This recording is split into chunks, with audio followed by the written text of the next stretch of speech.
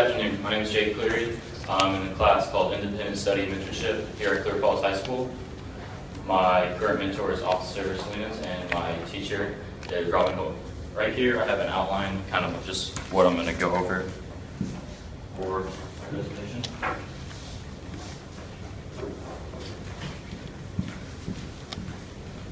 All right, let's get started. So a little bit about myself. I'm a senior here at Clear Falls. After high school, I'm going to go to A&M in College Station to study forensic science. And outside of school, I work at H-E-B grocery, and I like being outdoors. I like camping, hiking, listen to music, watching movies, normal teenager stuff.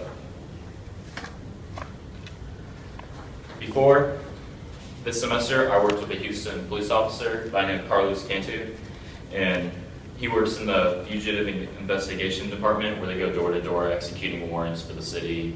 And then afterwards, I worked in Galveston County Sheriff's Department with mentor Chris McCarville, and he was the drug dog for our school district. And I learned a whole lot about that, but then kind of want to pursue different subjects in law enforcement and do a little more research, so I chose to do something else, which is what I'm presenting. All right, but a little bit about my past mentorship. Mr. McCarville, he was a father of 3. He was a patrol officer for 15 years before he decided to become a drug dog, and his drug dog name was Bono, and I believe Bono's listened to Czech is the language that he helped communicate with. So for that mentorship, we would meet every week, and he would tell me like what he did, and I got to see a bunch of cool different stuff, such as narcotics, and he told me his daily schedule and what it was. He would get assigned to schools, and he would go with the dog, search it, and would then get to have lunch and either go home at 3:30 or go back to his office and do paperwork, which I liked as his schedule. He gets to go home early and doesn't have to work next time. And with him, we saw a lot of dog training with drug dogs, sniffing out different cars at Lake City Police Department, and I also saw a lot of canine training with the police officers there, as different cities would come, such as Webster, Kemah, Seabrook, would come and train there at the Lake City Police Department also. I also got to speak with different officers and learn about different stories from different cities and learn kind of what they do, which helped communicate and kind of spread my name around also. I wanted to do this mentorship part as I was interested in something else previous to what I did, and I was interested in learning about canines' relations with police officers and how the dogs work with law enforcement. So some of the things I wanted to do with that was, at the beginning, I wanted to just learn about a few different car searches and learn different information about each type of dog that they use. But also I wanted to observe and see firsthand what each dog does. And so I got to do that, and what my plan was is I wanted to acquire some pictures of myself doing sort of like a mock run of me being with the dog, like searching cars as best as I could, or be able to search a school. But I decided to change and pursue research over maybe the hidden truths behind police brutality and police biasing, which is going on in the media currently.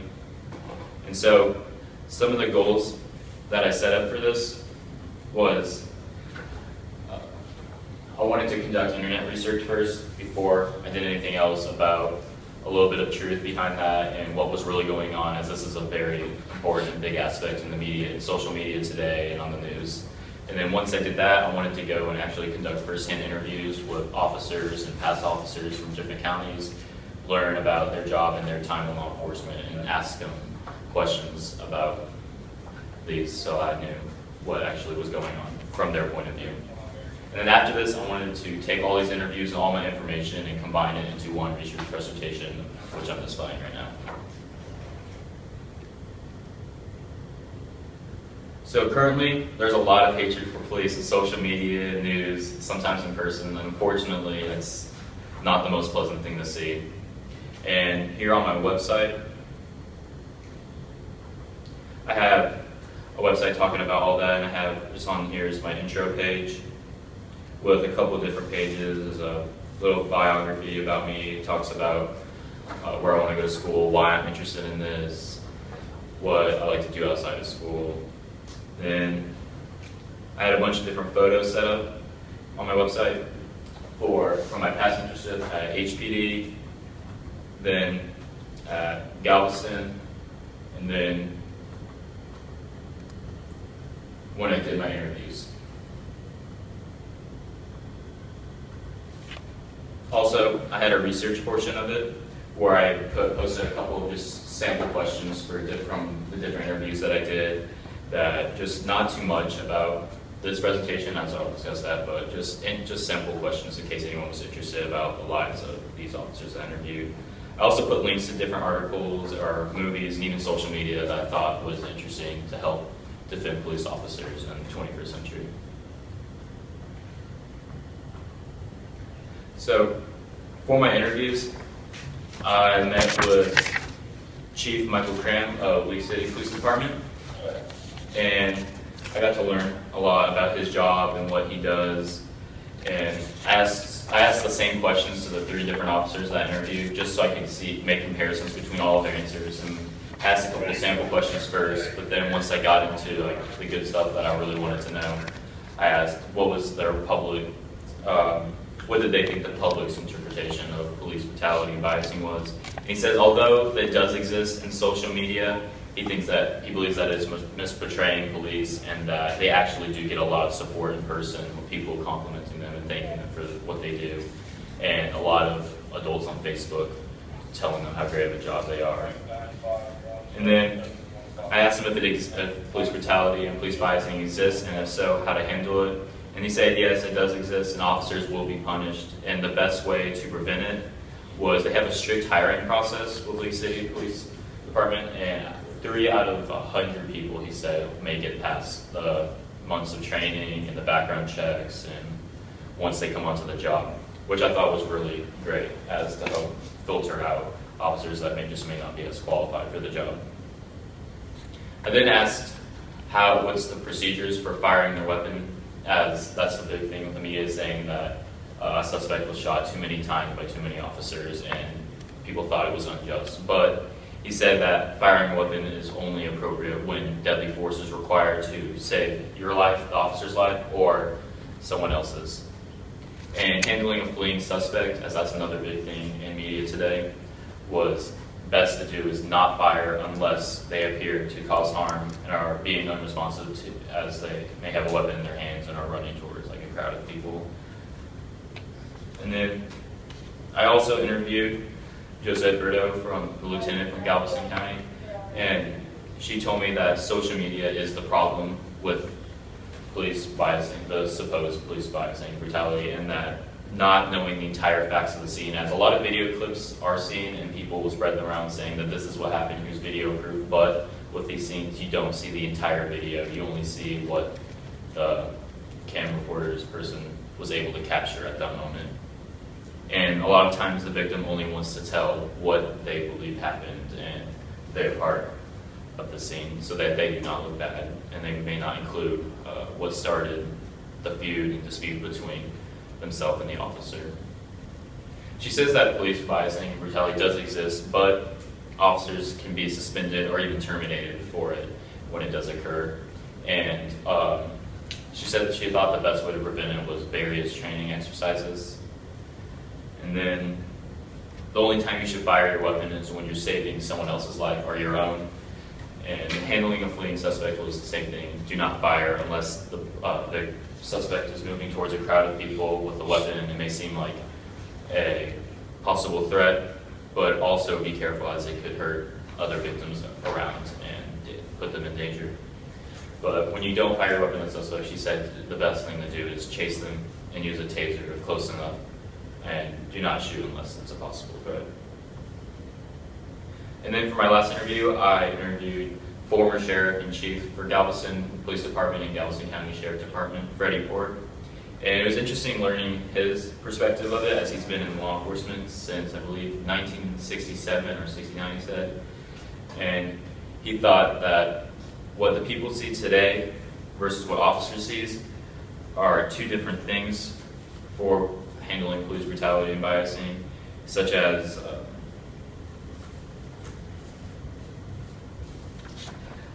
such as the officer may see someone as when they may use excessive force, and people will call it excessive force, but the officer sees this person as a potential threat to himself and others around, so he wants to use this force to get rid of the threat instead of misjudging it, and all of a sudden that suspect then hurts someone around him and someone else, and he's responsible for that.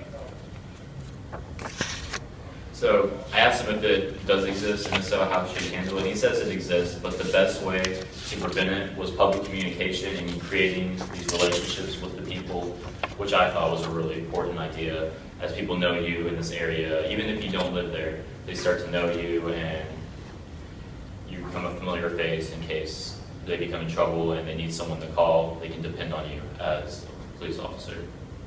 I then asked how were police officers treated back then during the 60s and 70s versus today, and he said there's actually a lot more respect now and a lot more feedback from the people, which is easier to get feedback through Facebook and Twitter and all that, but there's a lot more respect and feedback today as during his time when he first came onto the force, that it was during the civil rights era, and a lot more biasing and going on at that time. And just like the others, he said the only time you should fire a weapon is when an officer is in danger or death, or is potential for that suspect to harm someone or harm that officer. And handling a fleeing suspect, he says it depends all on the situation, which there is various situations on handling everything in law enforcement, but just be careful as there's other people at risk if you are to fire a weapon, but that should be last resort unless they do become a potential threat to ending someone's life. So what I wanted to do was kind of create a guideline for myself as I plan to enter law enforcement after high school. I'd like to enter law enforcement after high school, work in cities such as maybe Houston Police Department or Galveston County, and then move my way up to federal law enforcement, such as FBI, CSI, and U.S. Marshals, such as that. But I thought I made a little guideline for myself just to say what I believe were really important for myself to help create this relationship with people and help prevent myself from conducting acts of like police brutality and biasing. So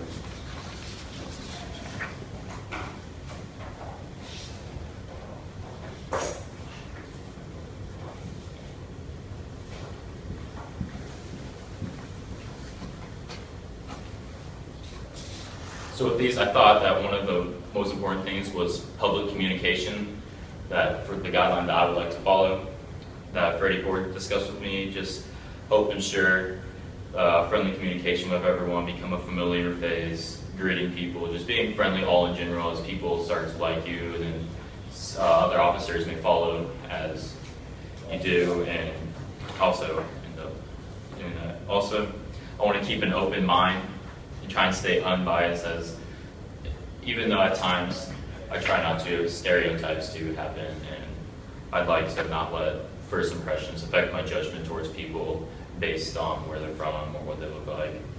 And then also social media, as it can be a powerful tool to hurt someone's reputation and hurt someone's career, it can also be powerful as to build up a good reputation as you become openly communicating with the public through Facebook. And currently today, there's officers that have social media pages where they talk about their job and make just funny videos for kids to see, and that helps create like a friend warm feeling when children see police officers.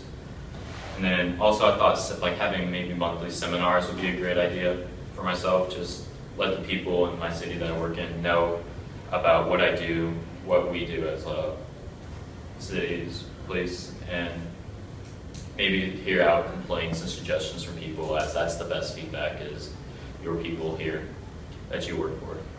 And also I thought defensive trainings would be good to have for people. Let them know about volunteer opportunities and ways to be involved in the community. Just helping keep this communication relationship throughout your city that you work for, to help people become familiar with you and more friendly and enjoy having your services around. And then also, a lot of times when people see officers on the street, they become scared and think they're doing something wrong. But I'd like to help create this idea where when people see you, they feel safe rather than scared. and help ensure maybe like a safe, friendly smile, and give discussions to people if they need to talk about anything. Just know that you're there to help them, and not really, you're not out to get them, and that you're here to help and serve them. And then on the back of my outline page, I just have like a bibliography that talks about some of my sources and all that stuff. And if any of the sources aren't on there, they will be cited appropriately throughout my presentation.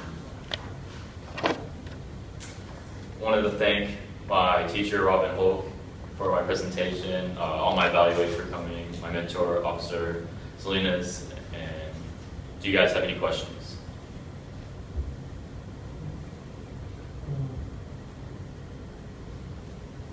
Yes. What major did you specifically choose to go into to accommodate going into law enforcement? Currently, my major for law enforcement will probably be forensic science, as I'm also interested in forensic science, but I may change that depending on what I think would be best, better ability and skill to have once I do apply for law enforcement, such as something with computers or different types of businesses to help with like fraud or something such as that. What's the most valuable thing that you learned from this class?